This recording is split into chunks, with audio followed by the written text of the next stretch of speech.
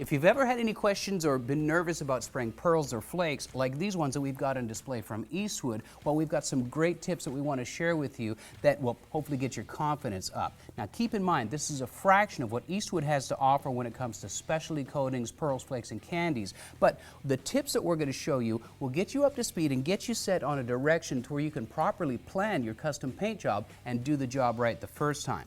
Now, when it comes to flakes, there's two schools of thought in flake application, and we're going to talk about both of them. But it all comes down to technique at some point, and that's spray gun technique. You want to make sure that you're very, very consistent, because with specialty custom coatings, they're way more sensitive to bad technique and compensating with your spray gun than a conventional base coat or a single stage paint system is. You can't come back on the second coat and correct a mistake because they're stacked and it'll amplify. So make sure that your technique is up to speed. Also, prep is king. It's absolutely critical that your panels are sanded with the right grit sandpaper. All of your panels on your project vehicle are aligned properly, because a lot of these specialty coatings, they take light different way and they refract and throw it back to you. So if you're misaligned or your panel gaps are wrong, it's going to show up, and even though your paint technique might be perfect, your project's not ready for it yet, and it shows up in the final outcome. So make sure that your T's are crossed and your I's are dotted when it comes to really, really super prepping your vehicle, so that way you don't have any redos and you can get the custom effects that you want. Now, as important as spray technique and prepping your substrate of your panels properly, it's just as critical that you do some sort of a spray out panel like we've done with these speed shapes. It doesn't have to be these, it can be just a piece of sheet metal. The point is, spray out your custom effect on something small to where you can see how many coats it's going to take, what the certain effect colors are going to do, even what kind of ground coat that you're going to need to get your desired effect. Speaking of ground coats, your traditional candies are either with a gold metallic or a silver metallic base. Like this skateboard has a silver metallic base and 3 different tones of candy all layered up for a spectacular effect, and it's buried in clear. The point with all of this stuff is this allows you a roadmap and a great way to test out the custom effect that you want to get without committing to your project and wasting a whole lot of time and money. Now, like we said, there's 2 schools of thought when it comes to applying flakes. There's dry application and wet application. Dry application starts with a ground coat of some sort of a clear, and the flakes applied dry with a flake gun like this one from Eastwood until you've got full saturation over your wet bed. Then you come back and bury it in clear coat and polish out. Or you can suspend your flakes in an intercoat clear like we've done on this gas tank. This has a black base and the gold super flakes suspended in intercoat clear and then bathed in clear, cut and rubbed. Out of those 2 methods, I prefer using an intercoat clear. Old school guys used to dump the flake into the top coat clear and just layer it up until they got the desired effect. Well, clear coats have changed and they don't like those maximum tolerances anymore. So what you want to do is use something like Eastwood's Intercoat Clear that's designed to be stacked up and layered, and it's actually underneath the clear coat. So it does 2 things. It allows you to focus on getting your flakes distributed how you want, or your pearls or your candies, and then after that's done, then you can focus on clear coat application for maximum shine and maximum gloss.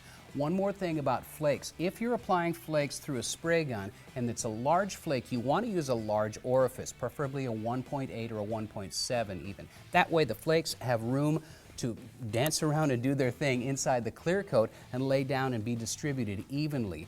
One more thing about spraying flakes. Most spray guns, like our Concourse Pro, are shipped with gun cup filters that you can put in between your gun cup and your gun body. Make sure this is removed, because the fine mesh can actually collect the flakes, and with it removed, you'll always get nice, even flake distribution. And if you're concerned about mix ratios, don't worry, Eastwood makes it easy. We recommend 50 grams per gallon of spray material. These bottles are conveniently packaged at 50 grams per bottle. Just dump it into your gallon of Intercoat Clear and you're ready to go. But now, I want to show you a very important technique that's going to guarantee that your pearls and flakes are applied really, really evenly and professionally.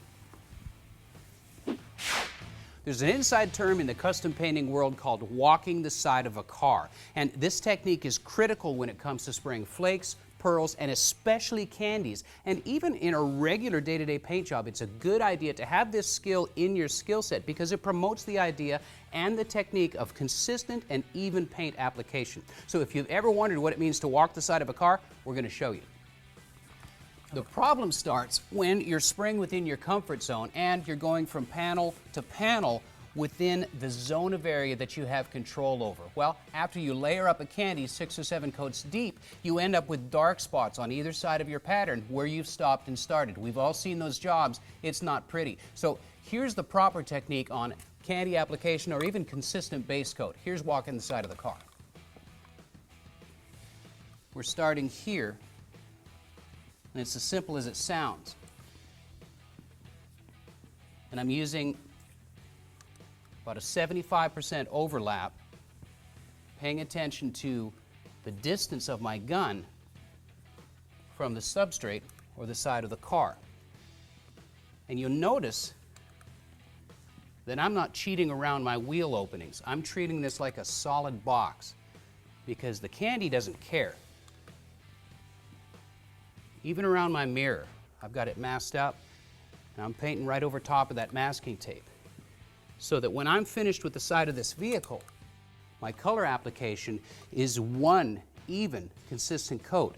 So what we end up with after layering up 6 or 10 or however many coats of candy that I need for the effect that I want, we've got a beautifully layered panel that I've treated the car like a Kleenex box, and it shows perfect consistency. So this is a technique that takes a little bit of practice to master, but once you get it under your belt, you will never be embarrassed about a candy job. I guarantee you that.